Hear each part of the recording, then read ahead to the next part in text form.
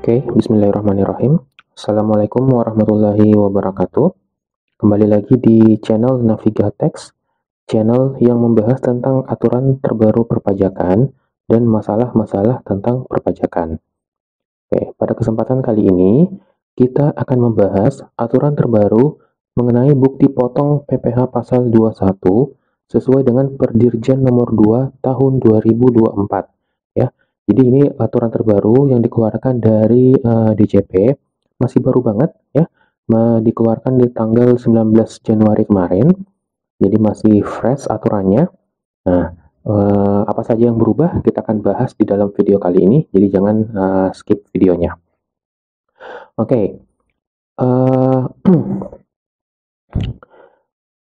Yang diatur pertama di Perdirjen ini adalah kewajiban mengenai pemotong pajak ya. Jadi apa saja yang menjadi kewajiban bagi pemotong pajak? Yang pertama, membuat bukti potong ya. Pasti itu sudah jelas. Membuat bukti potong PPh pasal 21 dan atau PPh pasal 26. Yang kedua, memberikan bukti potong PPh pasal 21 dan atau PPh pasal 26 kepada si penerima penghasilan. Jadi, selain membuat bukti potong tersebut wajib untuk diberikan kepada si penerima penghasilan. Ya.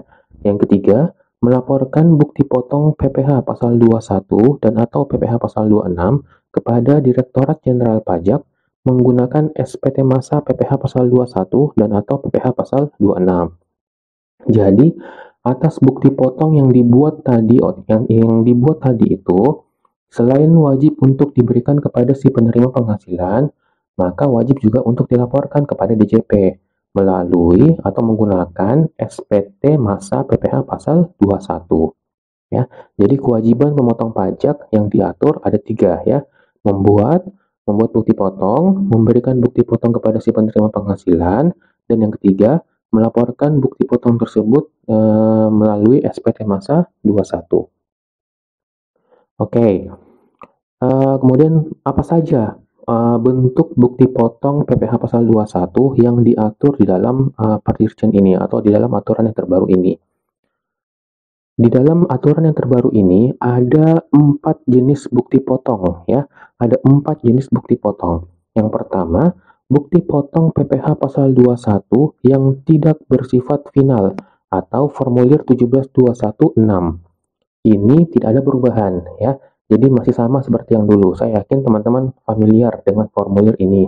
Formulir 17216. Bukti potong ini ditujukan kepada pegawai tidak tetap ya, pegawai tidak tetap, kepada bukan pegawai, kepada anggota dewan komisaris, anggota dewan pengawas, atau kepada mantan pegawai, kepada pegawai yang melakukan penarikan uang pensiun, atau kepada peserta kegiatan. Jadi bagi mereka semua yang tadi saya sebutkan itu, jika mereka mendapatkan penghasilan, wajib untuk dibuatkan bukti potong menggunakan formulir 17216 ini. Ini tidak ada perubahan ya. Yang kedua, formulirnya yaitu formulir 17217 ya, atau bukti potong PPh pasal 21 yang bersifat final. Ini juga tidak ada perubahan, masih sama seperti yang dulu. Ini ditujukan untuk penghasilan yang bersifat final ya, seperti uang pesangon yang dibayarkan sekaligus, kemudian uang manfaat pensiun, tunjangan hari tua atau jaminan hari tua yang dibayarkan sekaligus. Ya, jadi menggunakan bukti potong PPh pasal 21 yang bersifat final ini atau formulir 17217.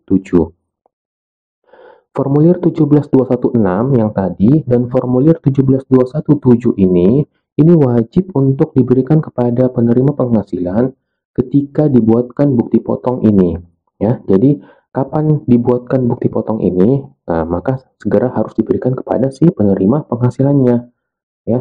Misalkan bukti potongnya dibuat di masa Februari ya, atau di masa Januari ini.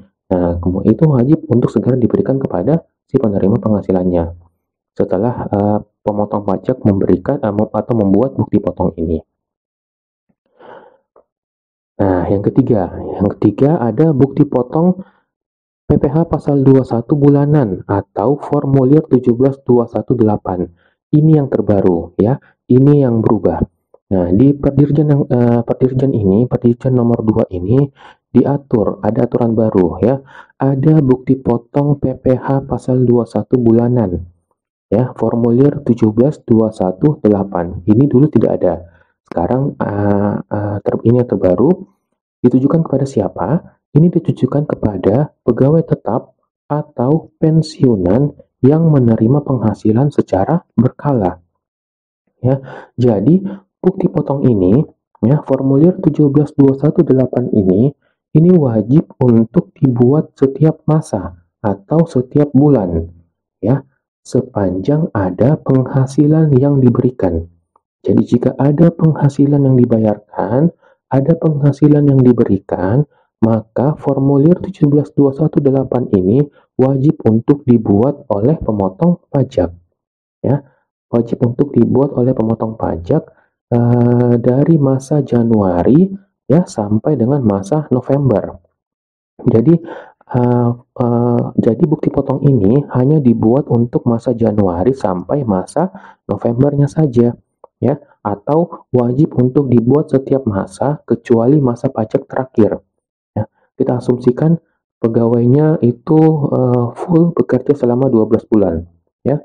Kita asumsikan full bekerja selama 12 bulan, maka pemotong pajak wajib untuk membuat bukti potong dari masa Januari sampai dengan masa November. Desember tidak usah dibuatkan ya, karena nanti ada formulir 1721A1 yang akan dibuatkan untuk masa Desembernya. Ya, ini yang terbaru nih. Jadi formulir 17.218 atau bukti potong PPh pasal 21 bulanan ini wajib untuk dibuat setiap masa ya, wajib untuk dibuat setiap bulan sepanjang ada penghasilan yang dibayarkan ya, sepanjang ada penghasilan yang dibayarkan. Bagaimana kalau misalkan tidak ada penghasilan yang dibayarkan? Maka tidak wajib untuk membuat bukti potong ini jika memang tidak ada penghasilan yang dibayarkan ya. Oke.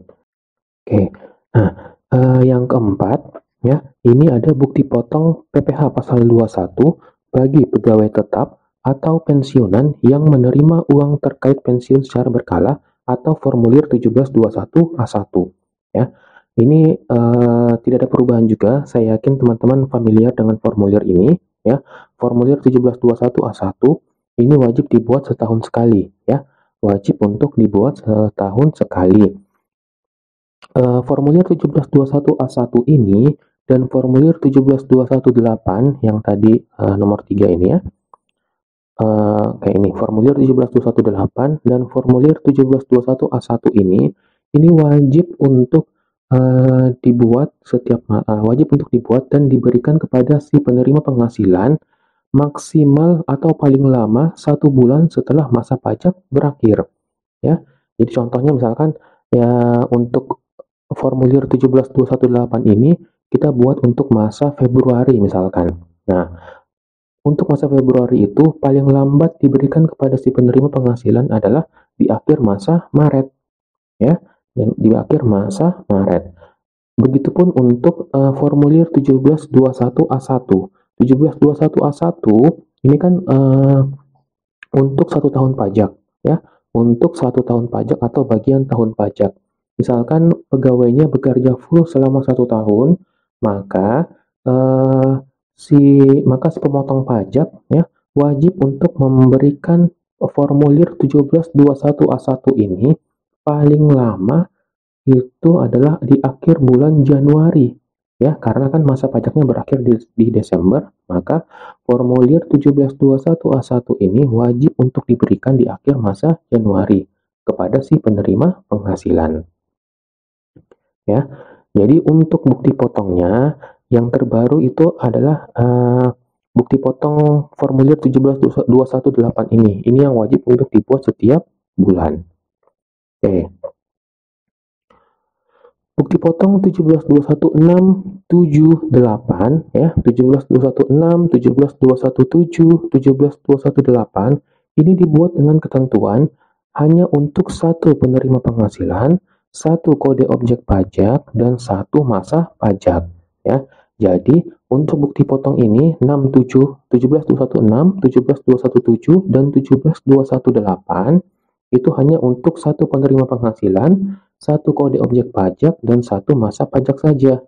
Ya, jadi untuk bukti potong ini tidak boleh dibuat untuk misalkan dibuat untuk dua penerima penghasilan, itu nggak boleh. Kalau misalkan emang ada dua penerima penghasilan, maka wajib untuk membuat dua bukti potong. Ya, begitupun untuk bukti potong 1721A1 dibuat dengan ketentuan hanya untuk satu penerima penghasilan, satu kode objek pajak, dan satu tahun pajak atau bagian tahun pajak. Ya, oke. Bukti potong PPh 21 ini kan tadi saya sudah sebutkan ya. Tadi saya sudah jelaskan. Bukti potong PPh pasal 21 ini tidak wajib untuk dibuat dalam hal tidak ada pembayaran penghasilan yang dilakukan. Ya. Jadi misalkan si pemotong pajak ini tidak ada pembayaran penghasilan atau tidak ada pembayaran gaji kepada pegawainya. Nah, dalam hal tidak ada pembayaran penghasilan atau pembayaran gaji, maka tidak wajib untuk membuat bukti potong PPh pasal 21. Tapi ada ketentuan lain. Bukti potong PPh pasal 21 ini tetap dibuat dalam hal yang pertama, tidak dilakukan pemotongan PPh pasal 21 karena jumlah penghasilan yang diterima tidak melebihi penghasilan tidak kena pajak. Ya. Jadi misalkan ada pembayaran penghasilan, tapi penghasilannya ini masih di bawah PTKP. Masih di bawah PTKP artinya tidak ada pemotongan pajak. Meskipun demikian, meskipun tidak ada pemotongan pajak, karena ada penghasilan yang dibayarkan, maka tetap untuk wajib membuat bukti potong PPh pasal 21. Yang kedua, jumlah pajak penghasilan pasal 21 yang dipotong nihil karena adanya SKB atau dikenakan tarif 0%. Ya. Jadi meskipun PPh pasal 21-nya itu nihil, tapi nihilnya itu karena adanya SKB atau karena dikenakan tarif 0%, ya, itu tetap untuk wajib dibuat bukti potong PPh pasal 21. Yang ketiga, pajak penghasilan pasal 21 yang ditanggung pemerintah sesuai dengan ketentuan peraturan perundang-undangan di bidang perpajakan. Jadi misalkan untuk bidang-bidang tertentu yang mendapatkan fasilitas DTP atau ditanggung pemerintah, itu tetap wajib untuk dibuat bukti potong PPh pasal 21. Yang keempat, pajak penghasilan pasal 21 yang diberikan fasilitas pajak penghasilan sesuai dengan ketentuan peraturan perundang-undangan di bidang perpajakan. Jadi bagi penerima penghasilan yang mendapatkan fasilitas PPh pasal 21 itu tetap wajib untuk dibuat bukti potong, ya. Yang kelima, jumlah pajak penghasilan pasal 26 yang dipotong nihil berdasarkan ketentuan persetujuan penghindaran pajak berganda P3B ya, yang ditunjukkan dengan adanya surat keterangan domisili dan atau tanda terima surat keterangan domisili wajib pajak luar negeri. Jadi ini untuk wajib pajak luar negeri ya. Jadi untuk wajib pajak luar negeri yang menerima penghasilan tapi PPh pasal 26 itu nihil karena adanya ketentuan di dalam P3B atau tax treaty-nya,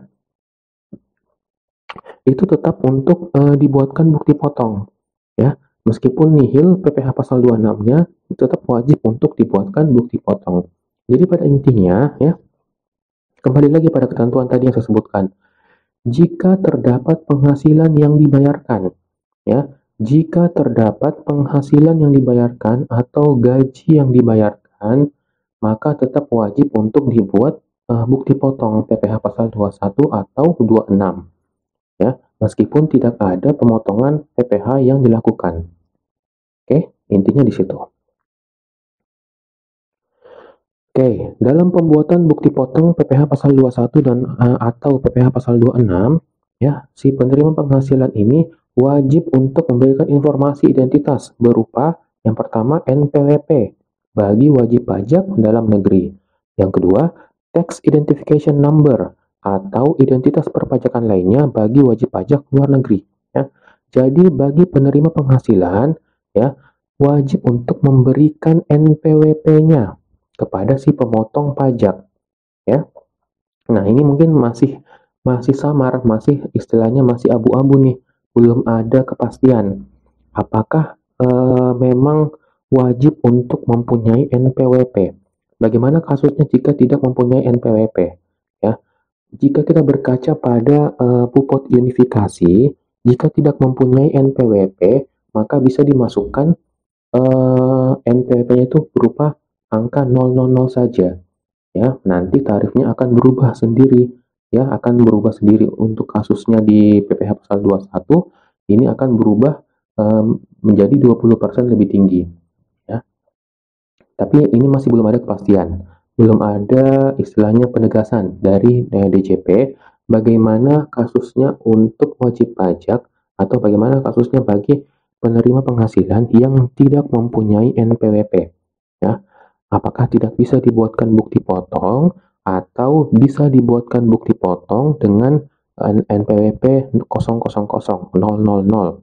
dengan ketentuan tarifnya akan berubah atau menjadi lebih tinggi sebesar 20%.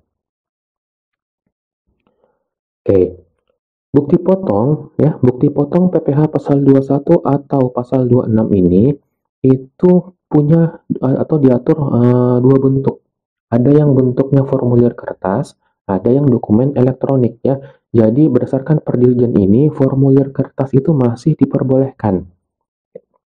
Masih diperbolehkan dengan ketentuan ya, bukti potong yang dibuat itu kurang dari 20 dokumen ya.